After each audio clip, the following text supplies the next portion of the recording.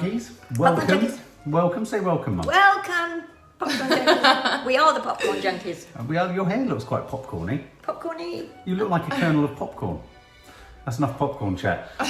So we're here to review the British psychological horror, supernatural horror, psychological horror. It is a psychological horror. Yes, spiritual, religious horror, Saint Maud. Saint Maud, yeah, that was good actually. That's kind of appropriate.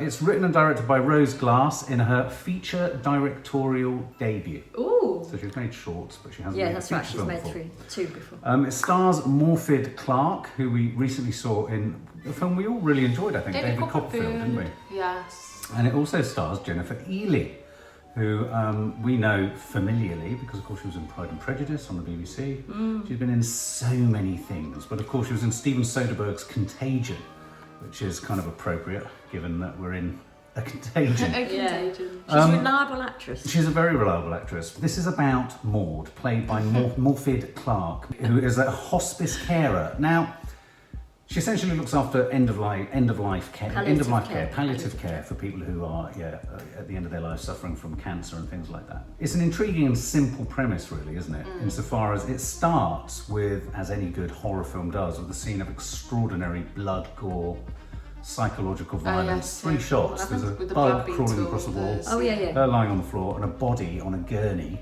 on a bed. Right. And blood all over Blood all over the hands. place, like the body's been savaged. That's a quick shot, though, isn't it? It's a quick shot, but It was a very good opening. Yes, it was a very good opening. It was a very, very sinister. Hooked you in. Yeah, it did hook you in. And then the film calms down, and then we see Morfydd Clark essentially become the carer for Jennifer Ehle's character, who is a sort of past, obviously, her Twilight dancer. Dancer, Yes. yeah.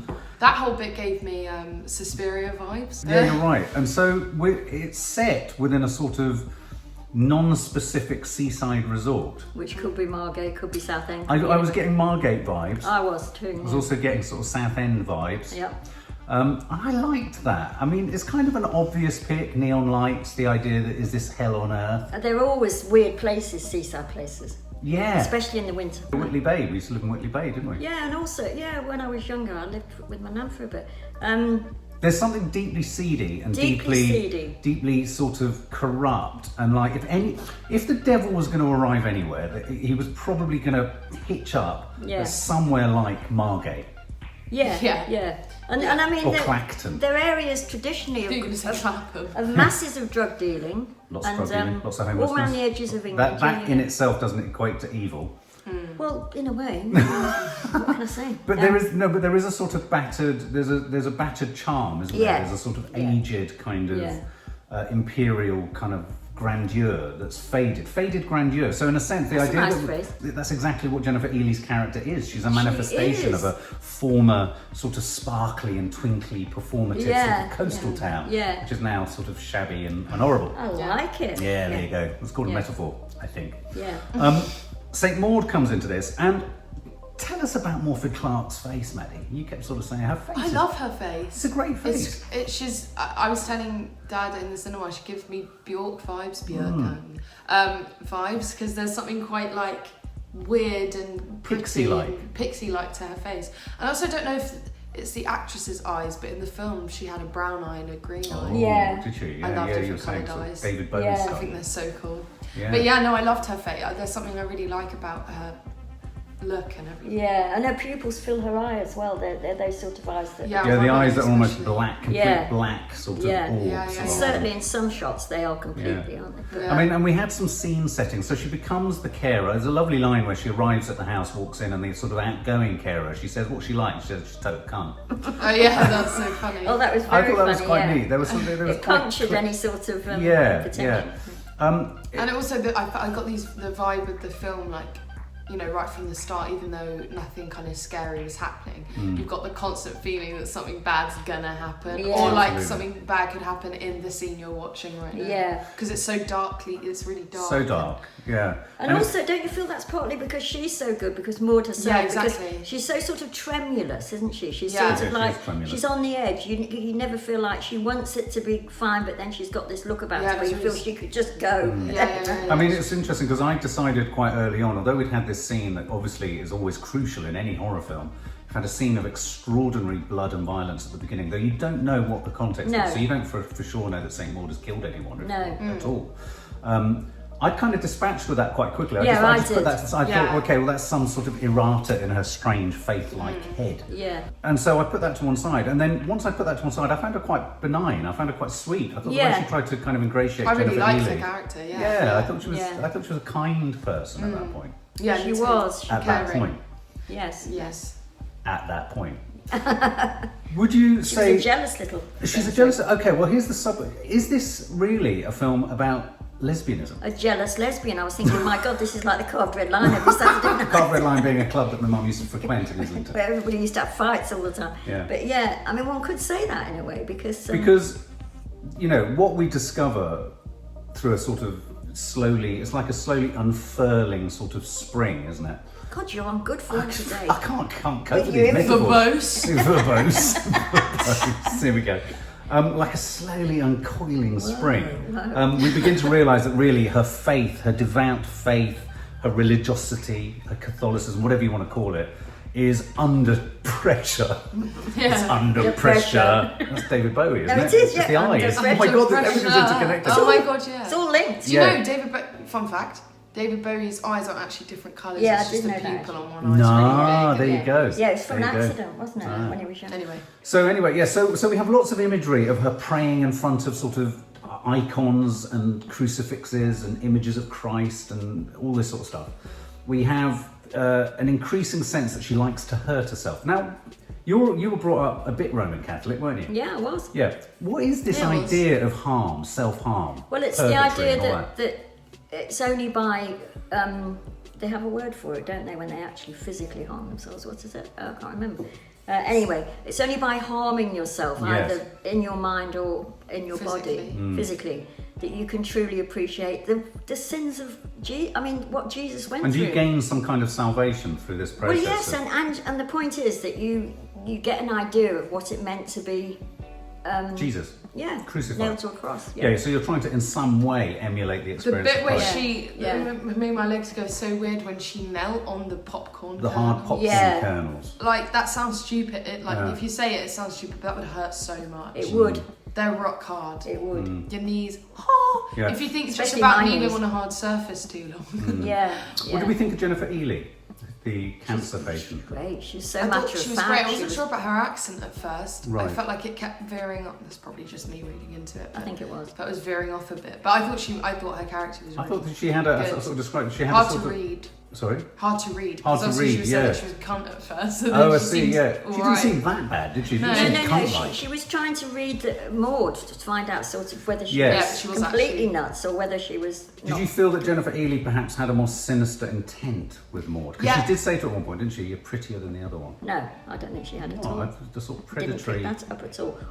I didn't see it like that, but I saw her kindness as fake. Right. I knew she was...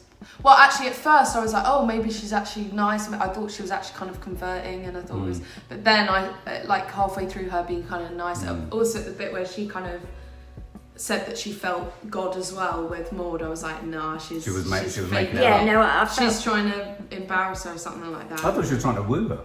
No, I don't feel she was trying to woo her. I don't think she's trying to woo her because she liked, but I think she was playing mind games. Yeah, I thought Morfydd Clark as St. Maud, I think there's a bit of Travis Bickle going on there, wasn't there, from Taxi Driver? Oh, yeah. She slowly started to want to sort of control and keep clean Jennifer Ehle's life, and once she realised that she had this sort of lesbian, sort of almost... Thing sort of going rent on. girl going on situation. But I didn't think she was good. I didn't think she was good. No, she wasn't actually. She was the weakest link. Yeah. What Maud does is she sort of isolates Jennifer Ehle's character away from the limited social life. Well, she's trying to make her last moments pure. Pure, exactly. Yeah. And she wants her to herself, and so you begin to realise that, oh, hang on a minute, She's really lonely. I felt sorry for her. I felt sorry for her. Yes, Maud is lonely, and Jennifer Ehle does say at one point, "You're the loneliest girl I've ever met." Yeah. So in that sense, she's accepting it. Yeah, absolutely. But the rhythm of this film is really weird, and didn't you feel that sort of when it started, it was like each scene was a start of something. When she comes through the door, when she goes to deal with Jennifer Ehle, there was something very odd about the rhythm of it. No, I get what you mean. I feel like at the start of the film, the pace was... I went with it, and I didn't mind it, but the pace was quite uneven, but I quite liked it. Exactly. It was only really... I'd say not halfway and a bit before that I went with the pace. I didn't mind it because in one sense it lent on the strangeness of the whole thing. Yeah, but it was very strange. It was unusual. I didn't know what, because there were like loads of bits of the film that weren't similar. Like it didn't feel like the same film. Yeah. So there are points where I'm like, I don't know what film I'm watching. Like, is this going to end up being really, like typical horror, paranormal stuff, or is it going to be almost to the point where it felt like they were rehearsal pieces or something? I felt like but it worked with it. I liked it. But that's what it felt like. I felt like the beginning was different to the middle was different to the end. Yes. I thought there were a couple of moments which kind of let it down quite a bit. I mean, I think the lesbian rent girl woman let it down, and I didn't believe that. It was a very powerful scene where Maud was sort of telling her to basically fucking hold your distance and get away from her. I thought Maud was really good in that. She was let down. Played it amazingly. She played it amazingly. She was let down by who she was acting opposite. I don't think the girl actually met her with the same level of intensity. I thought the other character that I didn't think worked was her old colleague, nurse. I found the bumping into each other in the street unbelievable. I found her coming over to her flat unbelievable. To be honest, I don't think well, maybe those are all the characters. The friend obviously had some pre-knowledge of whatever that scene I at the liked beginning that. And I also don't know. I also liked how we were never properly told what happened. She just kept going, we should have known. There were the signs. And I agree. Except the only reason I would pause there is we should have known the signs. Someone will have seen the mess that she left at the beginning. There were some pretty obvious signs there that something awful had happened. No, I think she meant signs leading up to what had happened. She showed the signs of not being okay. And yeah. Well, I suppose in a sense, I found the fact that they even allowed that character to come in made me not believe that Maud would be in the world still. I think they should have kept her isolated. It made That's presuming that first scene is Maud's past life. It is. We don't know that. I thought they were referring to the Jennifer Ehle character after she kills him. I read. I read that as being. I read the opening scene as something she's left behind. She's trying to put behind her, and she's come to a new town, and she's setting up a new life, doing the same thing. And when the friend says to her, "What happened back there?" she's referring to that shit. No, but I don't think. But I don't, because we don't know what happened. I don't think it was a thing of like murdering someone. I think something must have gone wrong, therefore she's not. Yeah. But I quite liked that girl coming into it. I thought she was a good actress, but I just didn't believe it. No, but I felt like it brought a kind of realistic element to the film, because I felt like the whole bit of Maud being in the house with the Jennifer character was very, it's very real the way it was performed and everything, but it was quite strange and a bit like I don't really know what's going on, and then that friend kind of brought this sudden like punch back of to the reality outside kind world. It was kind of like Maud being brought back to reality. She's been in this like thing. I really disagree. And then when she bumped into the friend, it was more like. There's a moment where she suddenly goes total kind of street hooker type thing. I thought that was brilliant. Yeah, I thought it was very well done, and she has sex with really people. Good in it as she was very good. They refer to the fact that she had also done that in the past as well, though, don't they? Yeah, that's what she used to be like. That's what she used before she converted. Yeah, absolutely. I mean, what did you think? I mean, I thought there were some neat little scenes, little moments, which I thought were quite cheeky. You know, like when she's sitting in the cafe, what is this place? And a man takes out his false eye and that was so gross. That's what I liked about the film, though, because it was kind of disjointed, and there were things in it you wouldn't expect to be in it, but it worked because it was so weird. Yeah. It was a weird film. It was a weird indie film. It is a weird. It's a very indie film. There's a lot of sex in it. It's some very explicit scenes, so do be mindful. So I'm getting all sorts of other vibes from this film, like Rosemary's Baby, Repulsion. Mainly. Yeah, Repulsion, huge amount. And there was a moment in there where she's in her room, and the most audible gasp. I love this when a film has built. I think we were unaware of how much stress the film was building, and I think a film is very clever when a film does that. Because sometimes you can be really told we're building the stress, and you're like, I'm in the stress. I'm with it. I'm with it. I'm aware of it. Oh, yeah, and that's the thing you were building the stress for. Whereas in this, at the moment where the voice, which I still maintain was a Welsh devil. It probably was. I have no idea. I swear it was Welsh. It was when the devil. Voice of the devil or whoever, whatever it was, started talking. I think it was supposed to be God now. I felt the hairs. Devil. I felt the hairs on the back of my spine rise. Oh, thank goodness for that, because I thought it was just my religious background. No, and I thought in this day and age when it usually takes sort of all sorts of gimmickry to get you to do that. I liked, because my problem with so many horrors and so many films in general is like,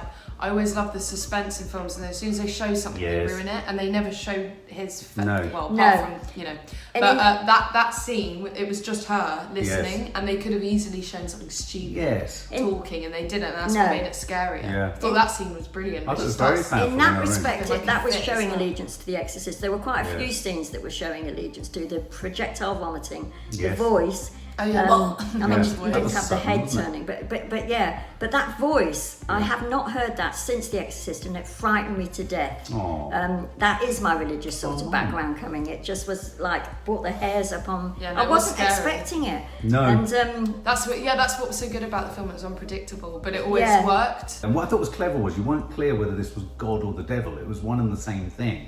You know, it wasn't clear, you know, what she's praying to God. She's not, why would the devil be talking to her? This was God, that was the voice of God. And I love the fact that it twisted the concepts of what God and devil and all that was. And she, you know, and so what happened at that point for me was the film quite overtly goes into her POV, her essentially quite schizophrenic, multiple personality disordered view of the world. And so it very cleverly then punctured our sense of being able to know what we were really seeing. Yeah. Because let's not beat around the bush. I think from there to the end of the film, I think it was almost I think every moment in it was pitch perfect. It's not often you get that in a horror film. Often it sort of runs out of steam. Yeah. For this film, I would argue that a few people might drop off in the first 20 minutes or leave it. I would say stick with it because it really accelerates into the end.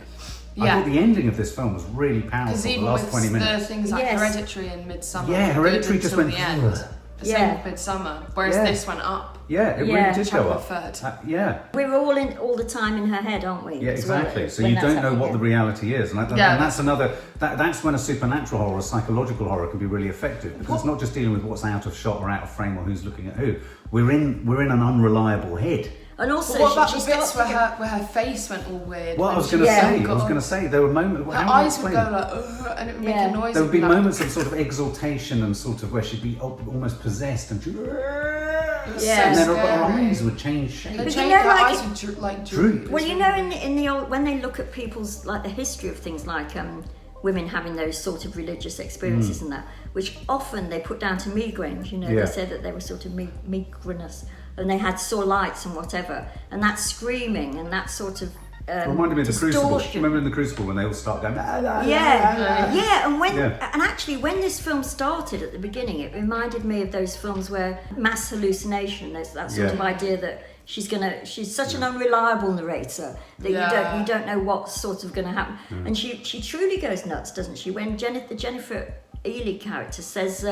He's not real, you know. Yes. Oh God! And, when she said that, I was like, "Don't say that." Do not say to Saint Maud that God isn't real. No, and then when Saint Maud says to her, "But you felt it," and she goes, "No, I faked it." You are really, really scene good. made you me really jump. asking for that. All I can say, guys, is that final scene made me jump out of my absolute skin. Yeah. I was not expecting that. So it did a double whammy. Also, what about the bit with the nails in the shoes? Oh. My legs went so weak in the cinema. Oh, yeah. Especially when she's walking around, it's going. Oh, the sound. I was like, oh my God. Yeah, you see it in the trailer. She puts these kind of little sort of drawing pins in her heel, and then you hear that. Not even the heel, it's in the ball of her thing. Mortification. Mortification of the flesh. Mortification of the flesh is voluntarily hurting your physical self. To emulate Christ on the cross. Yeah, and let's face it, you can't get anything more. Now, that final scene, I mean, it's kind of like just a spoiler review. I mean, you know, that final scene when she, you know, and I thought it very cleverly, it had one big hit of sort of horrorness. Yeah. And it got away with it because it wasn't suggesting for a minute this is what Jennifer Ehle was, but it was what she was seeing in her deranged reality, which then I thought worked as a beautiful bookend to the opening of the film. Yes. And I just thought, this has just been the whole process of her going through getting there. Yeah. And the very, very last scene I thought was now the last scene where she walks onto a beach and. Can I just say to people who know films from long ago, Breaking the Waves reminded me of a film called Breaking the Waves, Junkies. What, that bit? Especially that bit, the idea of an angel suddenly appearing. She sprouts wings, which I she doesn't. No, not literally, but I mean you do see her with wings. And they were bloody good wings as well. They were big wings. I don't know. It was weird because that last bit with the fire I thought looked really naff, but it worked. I see. It worked, and then there's one flash. I thought what was really clever about the end is you're in her reality. So she ignites herself. Everyone on the beach is looking horrified, but they fall to their knees. I thought that was really clever. Praying, because that's what's going on in her head still. Yeah. And then at the point probably she's died, it cuts hard for 2 seconds. And it's her actually And it's just her melting. Yeah. And you're just like... The reality of it. That was so well done. Yeah. Yeah, and they could have like stuck with that for ages, but I loved how it was just quick 2 seconds. Quick Because 2 then you're just seconds. like, oh. It was like a jab in your eyes. Yeah, it makes me wonder in a way, because the first half of the film was so different to the last half, that it almost was a sort of rehearsal in the sense of like they were all preparing scenes for the rest of it, and they were chopping and changing a bit. And then, as you say, halfway through it, she took up a momentum which actually didn't weaken. Can I just give a little shout out? There's a very powerful scene where she sits on the bench on the dock with the other carer who's replaced her. Because there's a scene basically where Maud is kind of barred from looking after Jennifer Ehle because she slaps her or hits her. And then she inveigles herself alongside the new carer on the beach, and she talks to her about the client she's got. I thought she was going to kill her. I thought she was going to throw her in the pool. It was a very powerful scene. It was really well done as well, and I thought the other nurse was really good. The other nurse was brilliant. Eating a sandwich. Yeah, she was brilliant. Whoever that actress is, look out for her. Okay, well, why don't we sum up? Rhythmically, it was slightly bothered me at the beginning, but then I got into it. She's fantastic. It's her film. Jennifer Ehle, Jennifer Ehle is a great sort of counter to that, but she's not in it nearly as much. Utterly powerful. I thought Alaush Nonchalance was brilliant there. Oh, it was absolutely brilliant. Yeah. Perfect together. It spoke to me an awful lot as she sort of descends. I suppose she descends into utter madness, religious. Hell, really, yeah. I got really more and more disturbed because I was sort of in the Catholic religion for a bit until I was about 11, and it spoke to me of sort of how fixed people are and how much they believe it, and the whole idea of like guilt, isn't it, and purgatory and all that stuff. Yeah, absolutely. And the blood of Christ and the body of Christ and all of this. I mean, it's absolute belief in that. When the voice comes in, I almost ran screaming from the cinema. That's how good it was. Do you like the way it was shot? Loved the way it was shot. I loved the soundtrack, or rather the sound. Yeah, it was bright. Very under the skin. It was like the composer of Monarch. It was. What's it called? Sicario started that music off, where you get that underlying sort of thing, which I think slightly, although I loved it in this film, is slightly being overused in horror films these days. Really, really interesting film. Loved it from beginning to end. Frightened me to death, which is the work of a horror film or a psychological horror. I would give it. What would I give it? It's always hard with horror. As a horror film, actually. Yeah, 90. Why isn't it 100? Because of the pace. Because of the beginning bit. Because of the other. Everybody except the two central actresses, I didn't think were very good. I don't know what it is. I just like horror films like that, kind of indie, and I always like it when a horror film comes out and it's different to other horror films. Obviously, they're always going to have the classic scares in there. But I always like something that's other than, family moving into a new house and ghosts following them. And I love psychological horror because it actually messes with my brain. I begin to wonder whether the reason these sorts of films are really popular with your age group is because it's a sort of element of societally permitted self-harm. In a sense, so you can almost experiment with hurting yourself without actually hurting yourself. Do you know what I mean? And I think that's probably why teenagers are all drawn to horror nights and stuff like that. Maybe. So I was really excited about this. I haven't seen the main actress so much, but she was actually really good in David Copperfield. I mean, very different parts. She played two completely different parts. Yeah, it was very different to this. But I thought that she was absolutely amazing. I find her so watchable, just like physically as well. I find there's something really. I think she should be nominated for that BAFTA newcomer. Lovely about her. Yeah. I hope so. I really liked the way it was shot as well. I liked how there weren't really any bright colours. It was really dimly lit kind of throughout, and because I felt, for me, the film kind of was a very distinct beginning, middle and end, and I felt her character was so different in each of them, because at the beginning she kind of came across as a little like we got hints of her being quite strong and scary, but the first half she was very kind of timid and like kind of keeps to herself type. And then the middle, I felt like she was kind of experimenting, and you kind of saw how scary she can kind of be. She was almost finding out herself how she could be. And then the end was kind of discovered herself, and she was all like, I wasn't bored at any point. Because usually, even with indie horror films, there's bits. There's those saggy moments. And there weren't any saggy moments in this for me. And obviously, I'm not religious, and I really respect people that have beliefs and follow something, but it scares me so much with especially films when there are like insane, like true religious, like it just sometimes I'm just like, I'm trying not to offend anyone, but it's just to think that somebody believes something that so adamant, so strongly that they do something like that to themselves. I'm just like, that's heavy. You know, it's heavy. It's dark. It was a really dark film, in a psychological horror type way. It just kind of leaves you a bit like afterwards, you know. Because I feel like with mindless horror, where it's jump scared, it's more like in the moment you're like, oh, and then you find after. And the often religion in those films is just brought in as a quite convenient and it's vehicle like, to kind of just park it all around, yeah, isn't it? exactly. Whereas this truly was about religion and what it can do to people. Exactly. And it really shook me up. And I thought that scene with the devil's voice was brilliant. And the same with the scene with Jennifer when she suddenly goes, I was like, oh my, what the fuck? What just happened? Like, what just happened? Oh my god, we all jumped out of it. And I was so confused whenever her face would go, I was like, what is going on? This is so her strange. face is so expressive, isn't That's it? why I love her face. I just want to like look at it. I think I'll give it like 98 actually. Wow. I really, really enjoyed it. And the only reason it's not 100 for me is I feel slightly the beginning was just a bit kind of felt like it was trotting along, and I didn't really know what I was gonna be expecting from it. Yeah. But I was thoroughly surprised halfway through, so they made up for that. I thought Morfydd Clark was phenomenal. Absolutely. I thought again that arc, it does for me sit alongside those films a little bit like Joker and Taxi Driver. You know, watching a character's sort of conversion into some sort of delusional belief, and then the way they feel they're rising, but in their rise they're actually falling. And I think there was a line where she says to God or whoever she's praying to at one point, don't let me fall, you know, like the devil, again, I suppose. I thought Jennifer Ehle was a brilliant counterpoint. I thought she didn't overplay her card. She was what she was dying, you know. It really made me think about life, it made me think about death, it made me think about all that sort of stuff.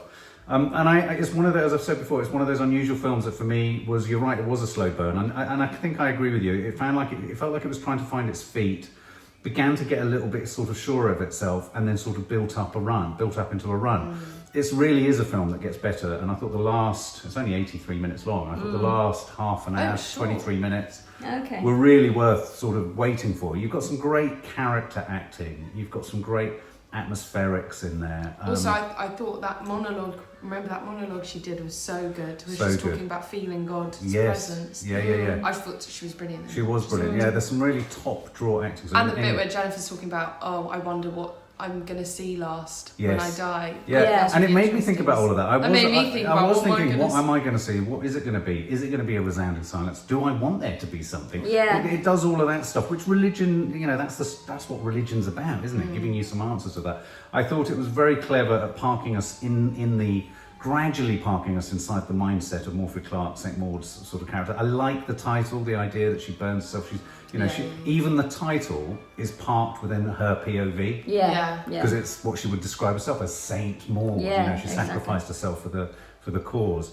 I thought it was a really, as a first film, very excited about seeing another female British director. True, very true. Like Lynn Ramsey, another one just coming through with a really, I thought it wasn't style over content, but I thought it was just very confidently just doing its thing.